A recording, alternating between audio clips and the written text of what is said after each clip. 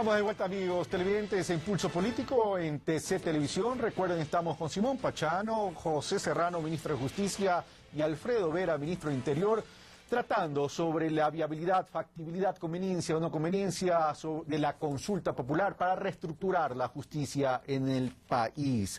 La pregunta número 5, señores, dice: con la finalidad de tener una más eficiente administración del sistema de justicia, ¿está usted de acuerdo en modificar la composición del Consejo de la Judicatura, enmendando la Constitución y reformando el Código Orgánico de la Función Judicial como lo establece el anexo 5?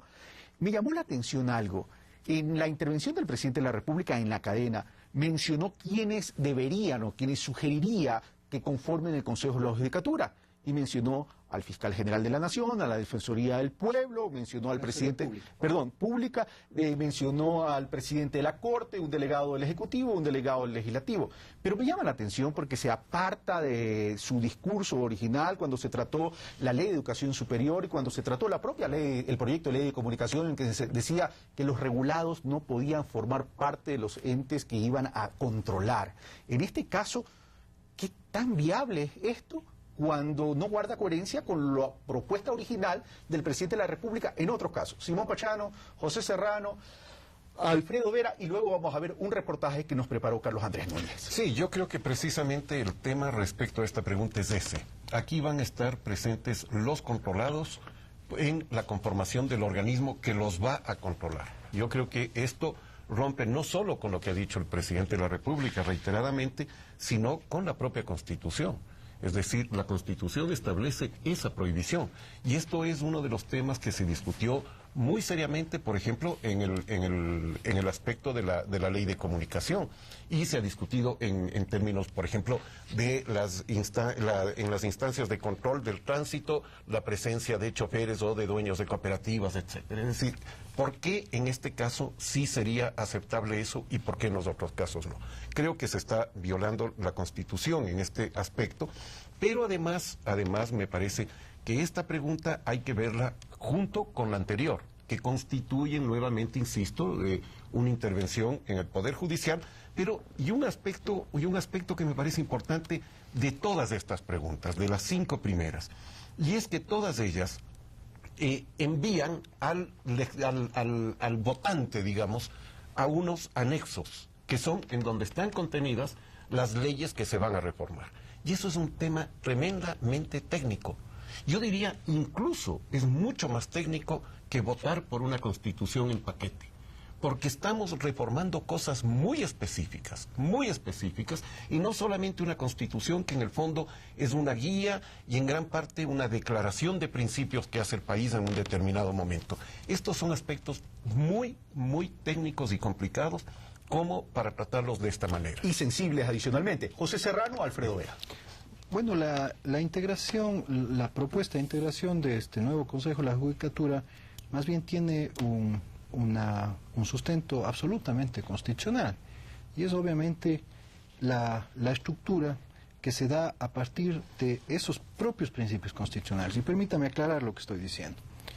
No estamos aquí hablando de controlados que van justamente a integrar esta instancia administrativa específicamente. Aquí lo que se está estableciendo es, porque el fiscal general incluso, por ejemplo, está sujeto a un juicio político a través del cual podría ser eventualmente destituido de su cargo. Entonces, ahí tenemos ya un punto que determina que no está controlando específicamente a los controlados. El fiscal general, incluso, al ser integrante del Consejo de la Judicatura, lo que va a hacer es controlar, valga la redundancia, a los niveles inferiores. De igual manera la Corte, el presidente de la Corte Nacional de Justicia, y de igual manera el defensor público.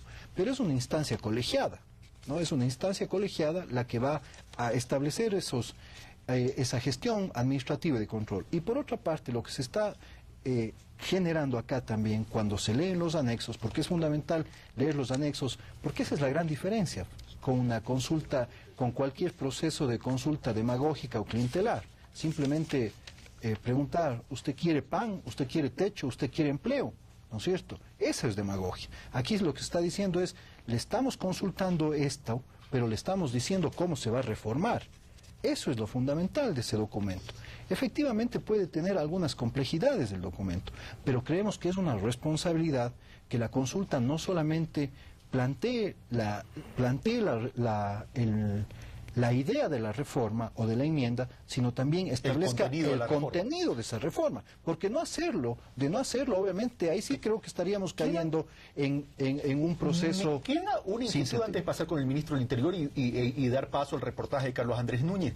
Cuando Simón Pachano dice que se estaría violentando, en caso que sea aprobada la Constitución, con esta nueva configuración del Consejo de la Judicatura, y el ministro de la Justicia le dice sí sería constitucional porque casualmente lo estamos haciendo con base en la Constitución, de forma concreta, ¿cuál sería esa base constitucional? La base constitucional, planteando la reforma, planteando la enmienda.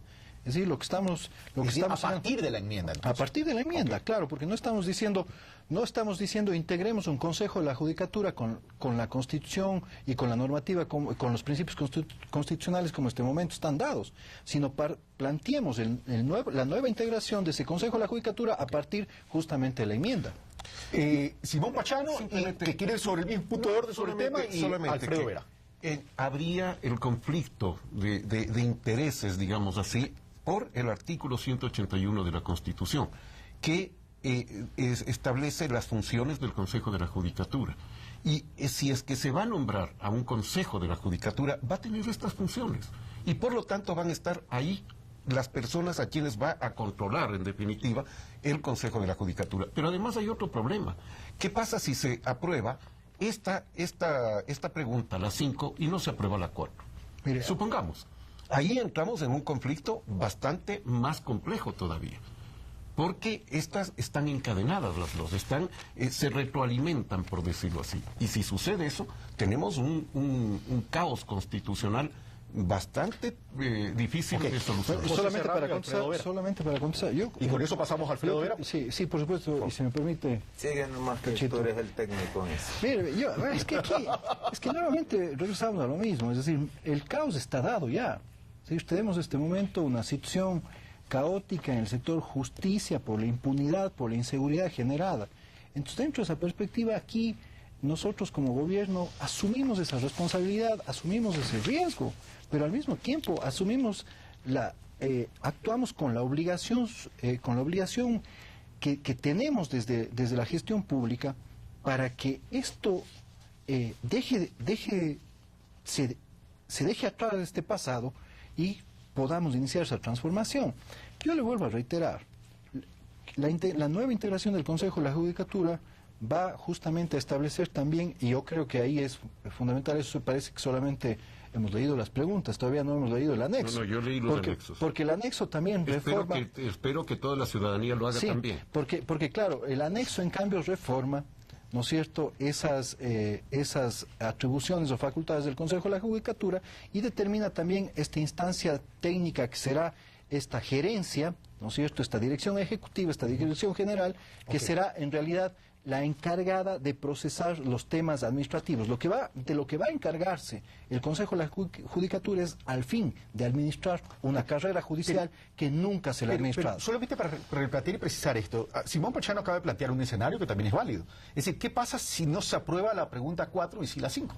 Pero la 5 y no la 4. Sí, ahí quedamos en un cuello de botella. No, pero el punto es, ¿qué pasa si seguimos con la justicia como está hasta el momento? Pero es que no podemos especular, podemos especular sobre lo que va a pasar frente a la consulta. Okay. Lo que tenemos que establecer es cómo actuamos frente a una realidad que el Ecuador ya no aguanta más. Señores, me permiten, señor ministro del Interior. Yo en esta parte... Súbase de nuevo a la camioneta porque usted le delegó al ministro de Justicia el tema. Porque es una parte jurídica, técnica que no es mi especialidad. Pero se va a pronunciar la ciudadanía. Sí. Y ninguna persona de la ciudadanía por eso hay una dosis importantísima de propuesta política. Cuando el presidente dice, confíen en alguien, confíen en mí, porque no es fácil ni leer las 10 preguntas, ni leer los 10 anexos.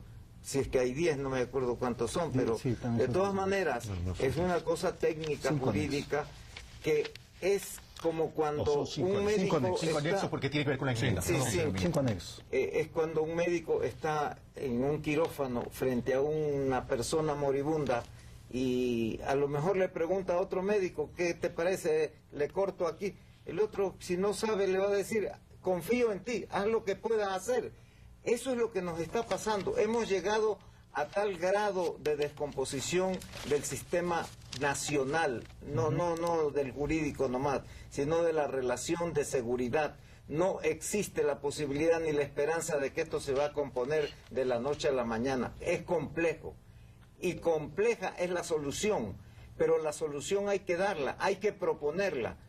A lo mejor fracasa, pero bueno, hemos hecho el intento de solucionar un problema que se viene arraigando y que ya es parte de la dificultad de la convivencia social, que tiene que ser resuelta de alguna manera. Se ensayó en Montecristi, se ensayó con el Consejo, el Quinto Poder, y se ha ensayado con la propia Consejo de la Judicatura. No da resultados, nada da resultado.